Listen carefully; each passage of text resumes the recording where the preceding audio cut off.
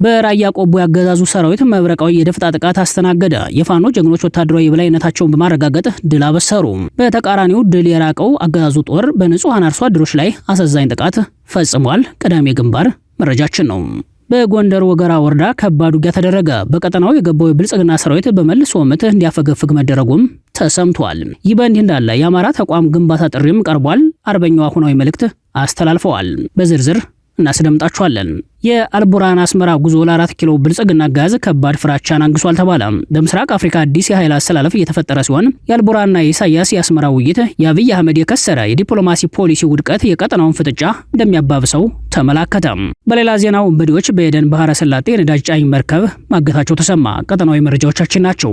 ሰላም ጤና ፍቅር የምንመኝላችሁ ውድ የብላክ ላይን ሚዲያ ቤተሰቦቻችን እናንተን ይመጥናሉ ብለን ያሰብናቸውን የተመረጡ ዕለታዊ የግንባርና ወቅታዊ መረጃዎችን ወደ እናንተ ይዘን ቀርበናል። ቻናሉን ሰብስክራይብ በማድረግ ቤተሰብ እንድትሆኑ እየጋበዝን ወደ መረጃዎቹ እናመራለን። በራያ ቆቦ ያገዛዙ ሰራዊት መብረቃዊ የደፈጣ ጥቃት አስተናገደ። የፋኖ ጀግኖች ወታደራዊ የበላይነታቸውን በማረጋገጥ ድል አበሰሩ። በሰሜን ወሎ ዞን ራያ ቆቦ ወረዳ ከቆቦ ከተማ በቅርብ ርቀት ላይ በምትገኘው ስትራቴጂካዊ መንደፍራ ቀበሌ የአማራ ፋኖ ብሔራዊ ንቅናቄ ወሎ ቤት አማራ ሚኒሊክ ዕዝ የ102ኛ ኮር 12ኛ ክፍለ ጦር 3ኛ ሻለቃ ባደረገው መብረቃዊ የደፈጣ ጥቃት በአገዛዙ ሰራዊት ላይ ከባድ የሰውና የቁስ ኪሳራ ማድረሱ ታወቀ። የንቅናቄው 12ኛ ክፍለ ጦር ህዝብ ግንኙነት ባወጣው ዝርዝር መረጃ መሰረት በጥቃቱ የአገዛዙ ጦር ሙሉ በሙሉ አቅመ ቢስ ሆኖ የተደመሰሰ ሲሆን በርካታ ታጣቂዎችና የጦር መሳሪያዎች በፋኖ ቁጥጥር ስር ውለዋል። የአገዛዙ ሰራዊት ከጮሬና ቀዩ ጋሪያ በመነሳት በቀዩ ጋሪያና በመንደፍራ መካከል የሚገኘውን ወታደራዊ ገዥ መሬት ስትራቴጂካዊ ምሽግ ለመያዝ ከፍተኛ እንቅስቃሴ እያደረገ እንደነበር ተገልጿል። ሆኖም ግን የዙ የ3ኛ ሻለቃ ነበልባል ተዋጊዎች የጠላትን እንቅስቃሴ አስቀድመው በመሰለል ጠላት አዘውትሮ የሚጠቀምበትን ምሽግ በሌሊት ተስበው በመግባት ሙሉ በሙሉ ተቆጣጥረውታል። የአገዛዙ ጦር ገዢውን መሬት ለመያዝ ሲቃረብ አስቀድሞ በተዘረጋውና በጥናት በተመራው የፋኖ የከበባ ስልት ውስጥ በቀጥታ በመግባቱ መውጫቶ ለመፈራረስ ተገዷል። በዚህ ምክንያት የጠላትን ሻምበል ይመራ የነበረው ሻምበል መሪና ግዳጅ የተሰጣቸው ሙሉ የሰራዊት አባላት ሙሉ በሙሉ መደምሰሳቸውን የውስጥ መረጃዎች አረጋግጠዋል። በዚሁ ፈጣንና ድንገተኛ ጥቃት ያገዛዙ ጦር የደረሰበት ሰብአዊና ቁሳዊ ኪሳራ 15 ያገዛዙ ሰራዊት አባላት ሲሞቱ 18 ወታደሮች በከፍተኛ ጉዳት ወደ ቆቦ ሆስፒታል መግባታቸው ተረጋግጧል። 10 AK-47 ክላሽንኮቭ መሳሪያዎች እና 9 F1 የእጅ ቦምቦች ተማርከዋል። በተጨማሪም አገዛዙ ከተለያዩ የሀገሪቱ ትምህርት ቤቶች በአፈና ሰብስቦ ያመጣቸውንና በቂ ስልጠና የሌላቸውን አዳዲስ ወታደራዊ ሰልጣኞች ወደዚህ አስቸጋሪ ውጊያ በማስገባት ለከፍተኛ እልቂት እንደዳረጋቸው ወታደራዊ ምንጮች ገልጸዋል። በፋኖ በደረሰበት ተከታታይ የፖለቲካና የወታደራዊ ኪሳራ ክፉኛ የተወዛገበው ያገዛዙ ሰራዊት የደረሰበትን የሽንፈት ቁጣ ለመወጣት ልማዳዊ በሆነ መንገድ በአርሶ አደሮችና በንጹሃን ዜጎች ላይ የከባድ መሳሪያ ድብደባ ፈጽሞ ጉዳት አድርሷል። በዚህ ጥቃት በርካታ ንጹሃን አርሶ አደሮች ህይወታቸውን ያጡ ሲሆን ሌሎች ለከፍተኛ አካል ጉዳት ተዳርገዋል። የአካባቢው አርሶ አደሮች ንብረት ላይም ከባድ ውድመት ደርሷል። አቶ ተመስገን መለሰ የተባሉ አርሶ አደር 7 ከብቶችና የአቶ ታደሰ መርሻ 5 ከብቶች በድምሩ 12 የቁም እንስሳት በዚህ በአገዛዙ ጦር ጥቃት ተገለዋል። የጎንደር የበጋሻው ክፍለ ጦር በወገራ ወረዳ ያገዛዙ ኃይል ላይ ከባድ ምት አሳረፈም። በሌላ በኩል የአማራዊ ተቋም ግንባታ ጥሪ ተላለፈም።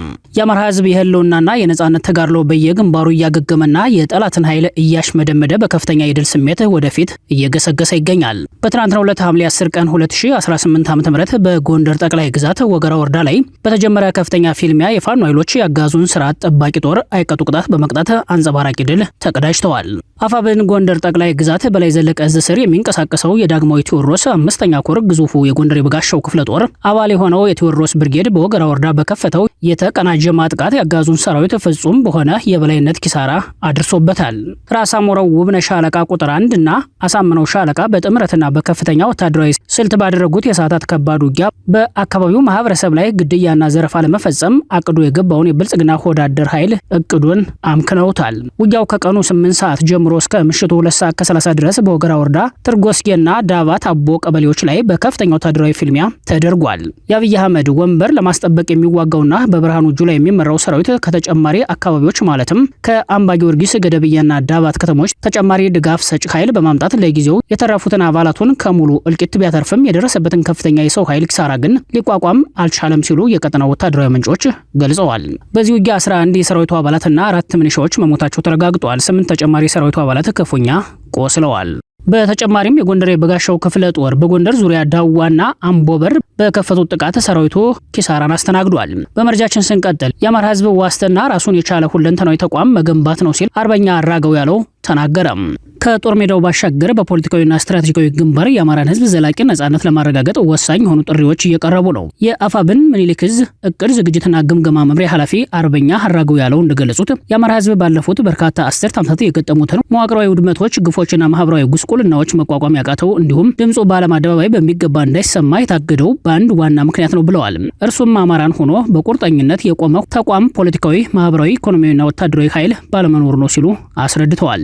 አርበኛ ሀራገው ያለው የአማራ ህዝብ የትግል መነሻና የነጻነቱ ብቸኛ ዋስትና ሸፍጥ የሌለበትና በሁሉም መስክ አቅም ያለው ጠንካራ አማራዊ ተቋም ማቆም መሆኑን በጥብቅ አሳስበዋል።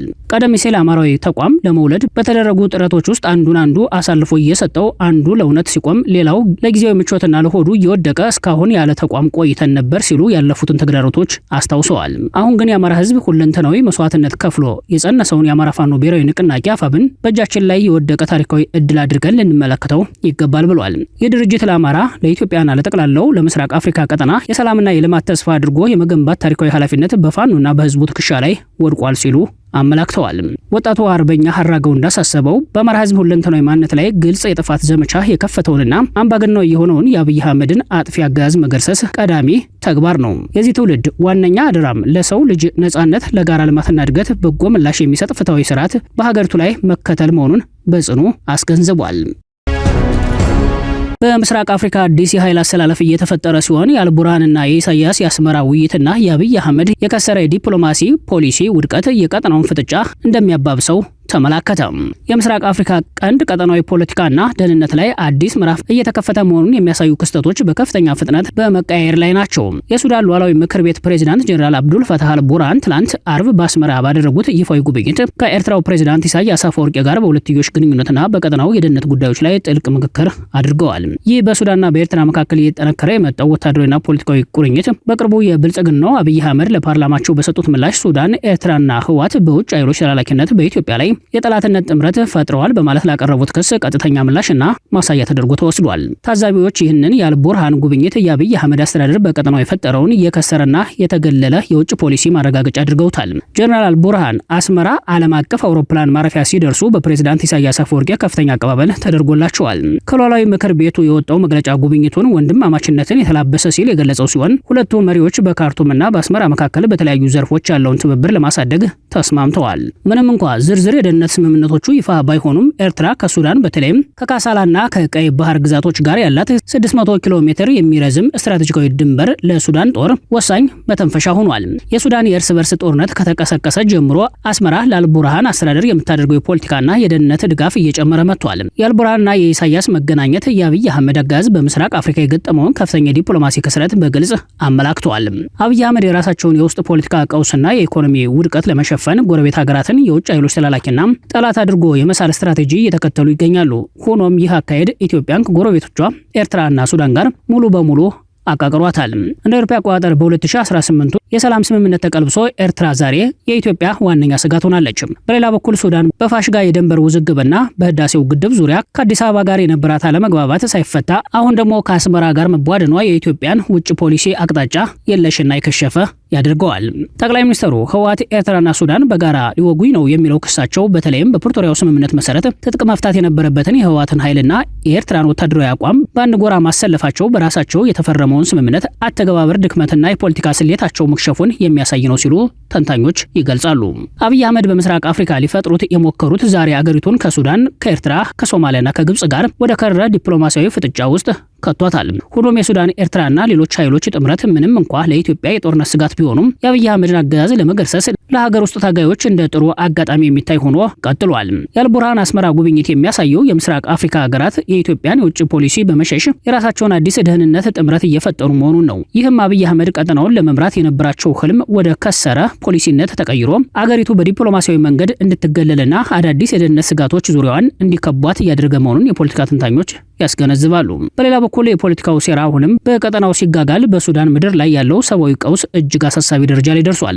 የፈጣን ድጋፍ ኃይሎች በአልኦቬድ ከተማ ላይ የጣሉት ከበባና ማነቆ በቅርብ ሳምንታት ውስጥ በከፍተኛ ሁኔታ ጨምሯል። አማጽያኑ የከተማዋን የውስጥ የውሃ ማከፋፈያ ታንከሮች በሰው አልባ አውሮፕላኖች ጭምር እየመቱ በማውደም ላይ ይገኛሉ ሲል ሱዳን ትሪቡን ዘግቧል። በዚህ ምክንያት ከተማዋ በአሁኑ ወቅት የ70 በመቶ የንጹህ ውሃ እጥረት ገጥሟታል። የከተማዋ ነዋሪዎች መሰረተ ልማቶች ከመውደም እንዲተርፉና ዘላቂ መፍትሄ እስኪገኝ ድረስ ከአስቸጋሪ ሁኔታዎች ጋር እየታገሉ የዝናብ ውሃን ከቤት ጣሪያዎች ላይ በመቅዳትና በማጠራቀም ለዕለት ጉርስ የሚሆን ውሃ ለማግኘት እየተገደዱ ይገኛሉ።